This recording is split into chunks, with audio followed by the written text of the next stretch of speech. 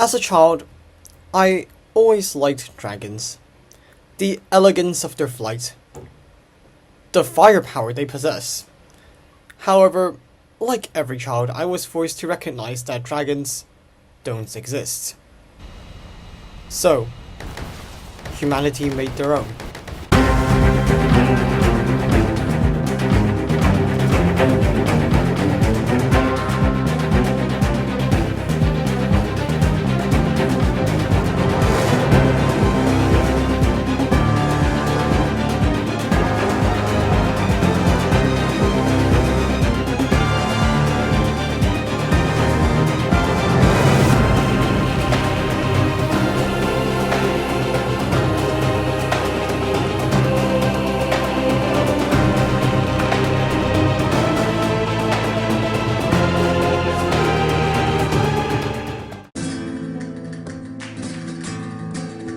There is no such thing as an anti-war film. His point is to depict war, its scale, its hardware, is to risk glorifying it. Even as its destructive capability is shown, it inspires fascination and captures the imagination. And the epitome of this are fighter jets, built to deliver violence from the sky with no other purpose, and yet awesome. Awe-inspiring, awesome in the literal original sense of the word. There's a lot of media revolving around fighter jets and this theme of anti-war films that ends up glorifying it. There's of course the Top Gun films, both of them.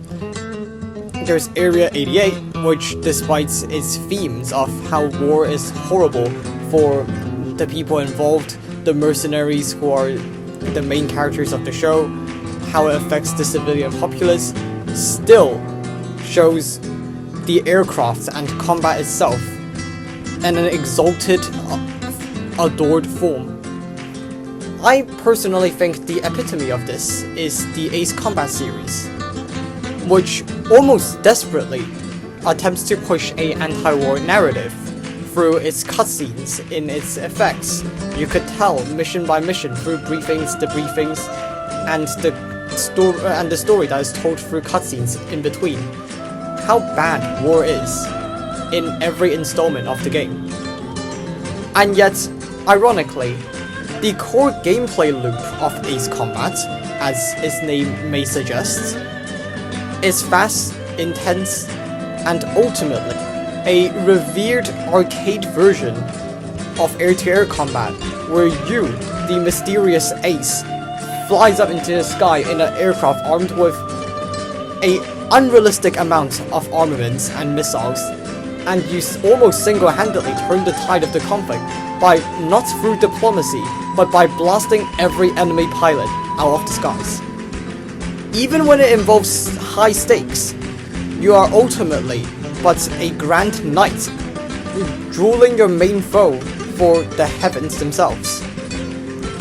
Why are we so fascinated by something so horrid?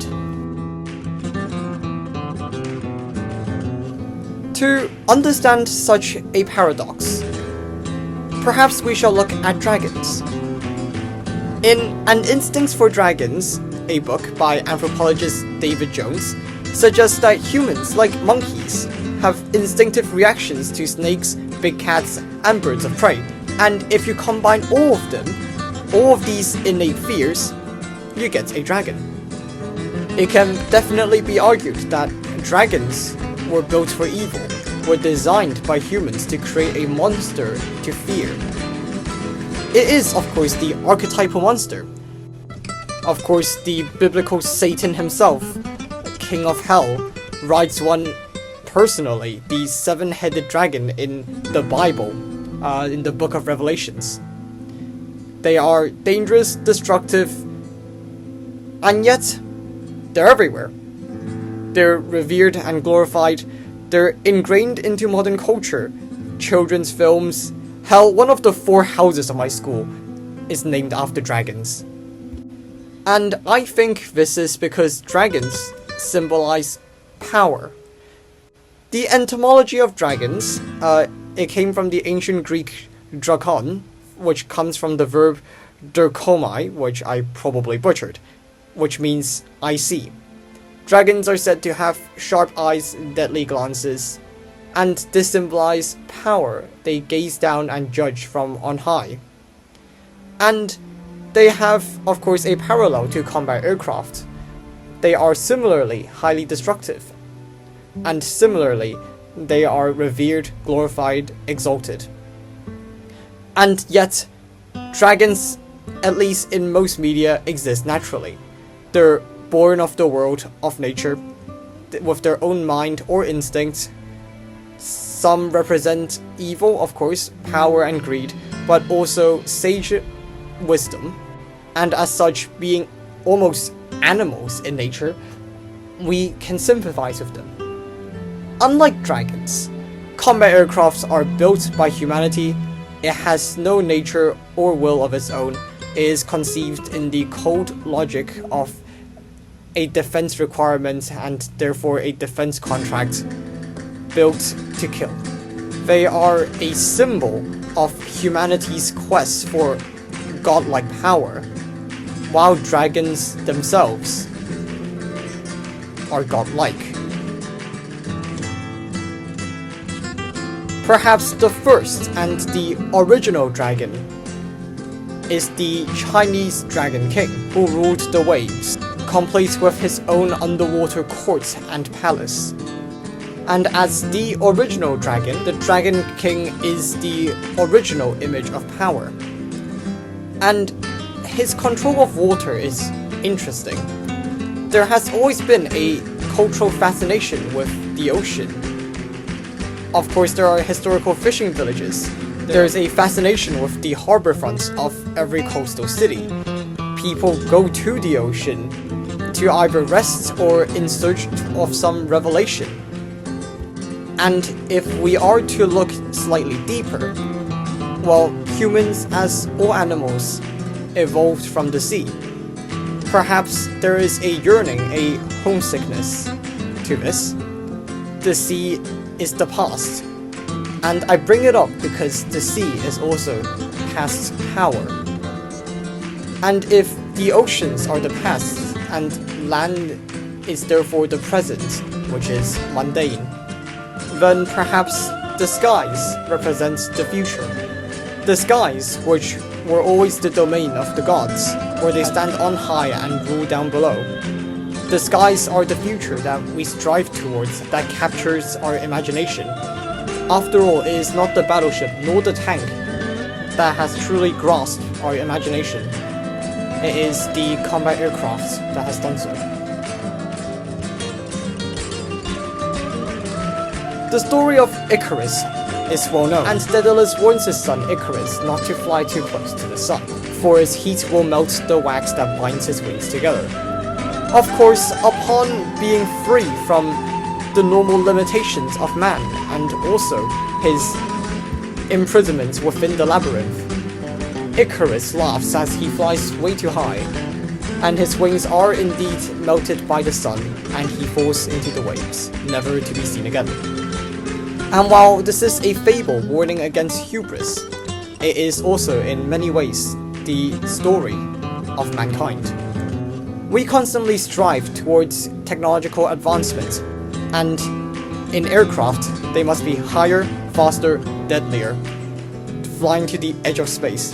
This is ultimately transhumanist and perhaps post-human.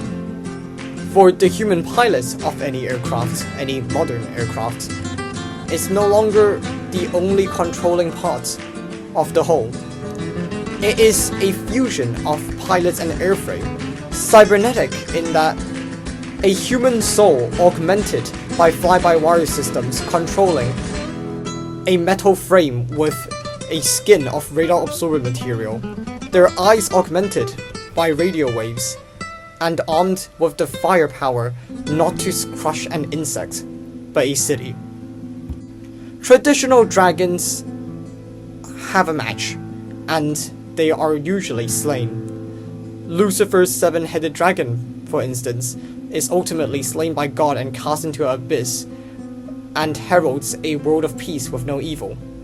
However, we as humans can't match the raw magic of a dragon.